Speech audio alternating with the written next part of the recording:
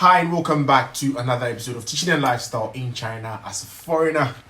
I had to do this video last year, but unfortunately, I don't know, due to one or two reasons, I couldn't get back to my subscribers, and I thought it wise to just give them the needed information that they want, because I can see from the comment section on the video I posted, I'm finally here, an opportunity to interact with my subscribers.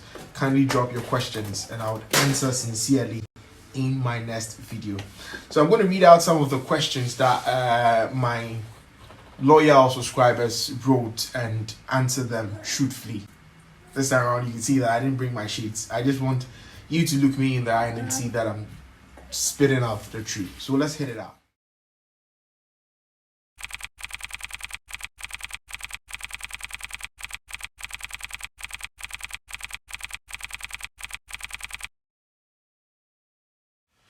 So I'll be in Ghana very soon, but I don't know when I'll be in Ghana.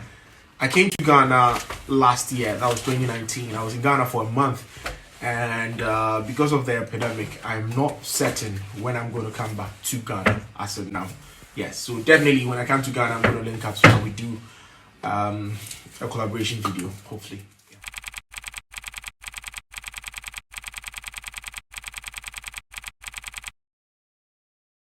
So my biggest challenge in life, I have a lot of them, but let me say this one. When I decided to travel to China, I think that is the biggest decision I made, because I had to quit my job.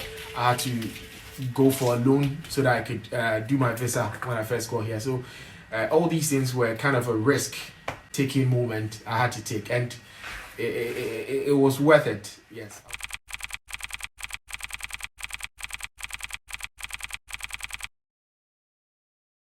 So Orixap mentioned that I should come and stay in Ghana if I can stay in Africa for the rest of my life. Yes, I can do that because I stayed in Africa for 26 years before I moved outside.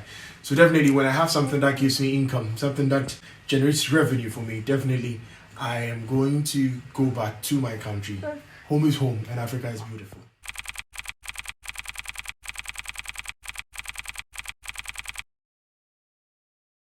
When I got to China, I was schooling actually, and the biggest challenge is that you can't blend work and schooling. It's kind of very difficult, and I think it's against the Chinese law to see a student using the student visa to work, and you being a student and the money is not coming from Africa, or the money is not coming from any part of the world, don't put it that way, and you're trying it so hard to make ends meet. You definitely have to teach, and normally class starts at 8, both for the kindies and other schools, and you blending it with your education curriculum, it's kind of difficult because you go to class at 9 and the kindy will also be asking when are you coming to class. That is around 8:30, and it's kind of difficult to match the two together. So I think that is one of the biggest challenge of studying in China.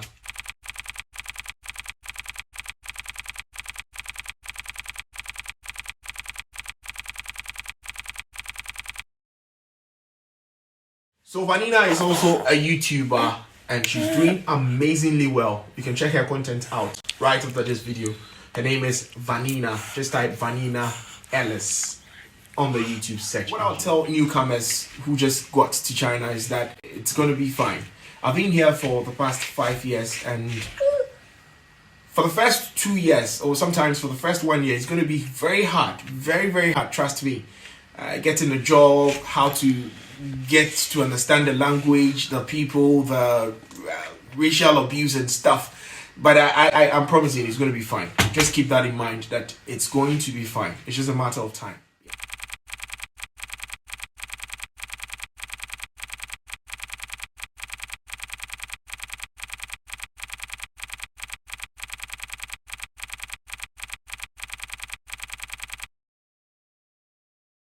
These are the two bank cards that are kind of friendly with foreigners.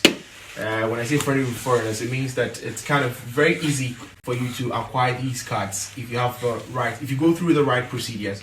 There's ICBC, and the next one is Bank of China, like you said. But you can see on the card we have Union Pay. So I don't know if it's possible you can connect with your PayPal, but normally what people do is they get their visa cards from their country. I don't know if you're Ghanaian, but I got my visa card from Ghana, and I had to connect my PayPal with my visa card in Ghana. So with Chinese people, I think more of them are convenient with Union Pay. So check it out and try and get a bank card from your country and connect with your PayPal. I think that would be the easiest.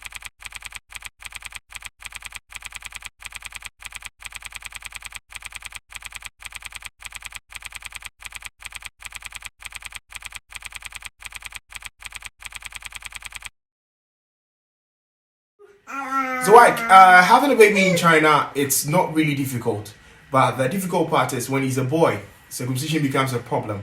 I don't know if it's in your province you have a place where you could circumcise your son or something, because with Ghanaians it's kind of common when you have a baby and you have to shut up.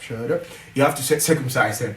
Aside that, I think it's a 9 month period, so you'd have to save and pay for the delivery and other stuff. So it's not really kind of difficult to have a baby in China. And the last part, like you mentioned, that since in Europe and other places they get benefits for kids. Since your kid is not a Chinese and you never married to a Chinese or you never gave birth to a Chinese, I don't think you're going to benefit anything. I don't really know if with the Chinese people they even get money from the government.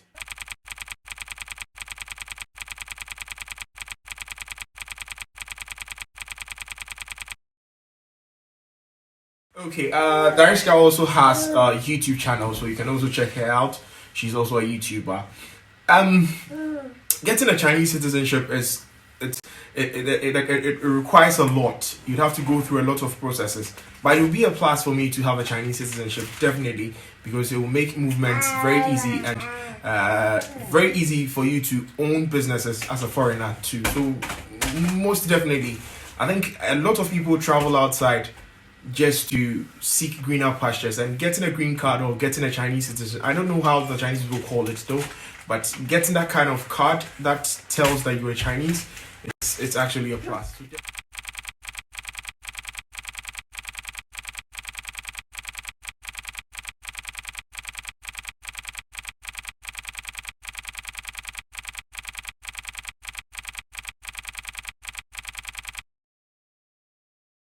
It's also an amazing sister. She's also a YouTuber. You can check her channel out right after this video.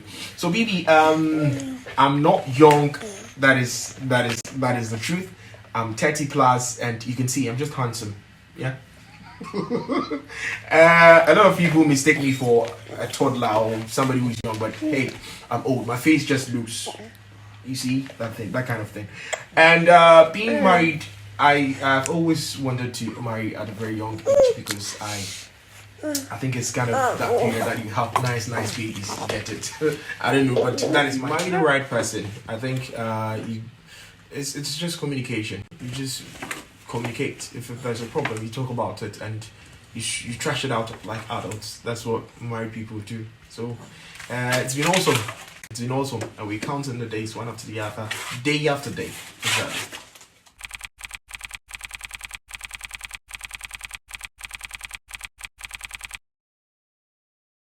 Marvel is going to kill me for this one. I don't know if the name is Marvin, it's Marvel, but I think I should understand. Marvel, I think so. Yes. With Africa and China, they have a lot in common. That's what I can say, because sometimes you'd see certain things outside and you think that these things are done in Africa. I'm wondering if other European countries, these kind of little things you see around are also happening there. But Africa and China have a lot in common when it comes to culture, and I have a video on that. You can check it out on my channel. The heat in Africa and China, the heat between Africa and China. Sometimes I wonder, there are a lot of things that we see here, and we Africans, we also find the same thing back in our countries. I'm a Ghanaian, so let me use Ghana for example. In Ghana, we normally sit outside places, we drink, and then we make merry sometimes. And it's also happening in China.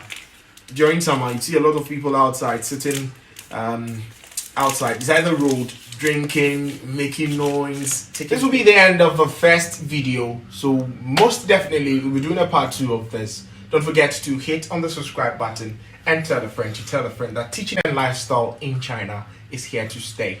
If you haven't subscribed to his channel, just check out the content. If you think the content is good, if you think the content is awesome, you just forward it by sharing it to friends and family.